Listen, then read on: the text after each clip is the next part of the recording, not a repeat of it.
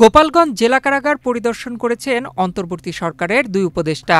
সরকারের সড়ক পরিবহন ও সেতু মন্ত্রণালয়ের উপদেষ্টা মোহাম্মদ ফাজুল কবির খান এবং পরিবেশ, বন ও জলবায়ু পরিবর্তন মন্ত্রণালয় এবং পানি সম্পদ মন্ত্রণালয়ের উপদেষ্টা সৈয়দা রেজওয়ানা হাসান ২২ জুলাই মঙ্গলবার বেলা ১০:৩০টায় কারাগারে পৌঁছান।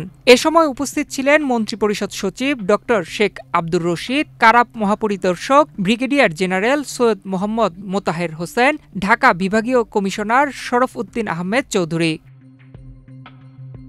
গত ১৬ জুলাই জাতীয় নাগরিক পার্টি এনসিপির পদযাত্রাকে কেন্দ্র করে দফায় দফায় সংঘর্ষ, সহিংসতা এবং বিভিন্ন স্থাপনায় হামলার ঘটনা ঘটে। দুই উপদেষ্টা কারাগার কর্তৃপক্ষের সাথে মতবিনিময় করেন ও সেদিনের বিভিন্ন বিষয়ে খোঁজ নেন।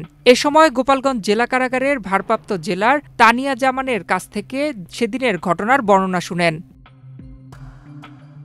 জেলা কারাগার পরিদর্শন শেষে দুই উপদেষ্টা জুলাই অভ্যুত্থানে নিহত শহীদদের স্মরণে নির্মিত জুলাই স্মৃতিস্তম্ভ ও ১৬ জুলাই জাতীয় নাগরিক পার্টি এনসিপির সভাস্থল গোপালগঞ্জ পৌর পার্কের উন্মুক্ত মঞ্চ পরিদর্শন করেন। এ সময় গোপালগঞ্জের জেলা প্রশাসক মোহাম্মদ কামরুজ্জামান, পুলিশ সুপার মোহাম্মদ মিজানুর রহমান, উপজেলা নির্বাহী কর্মকর্তা এম রাকিবুল হাসান সহ আইনশৃঙ্খলা রক্ষাকারী বাহিনীর কর্মকর্তারা উপস্থিত ছিলেন।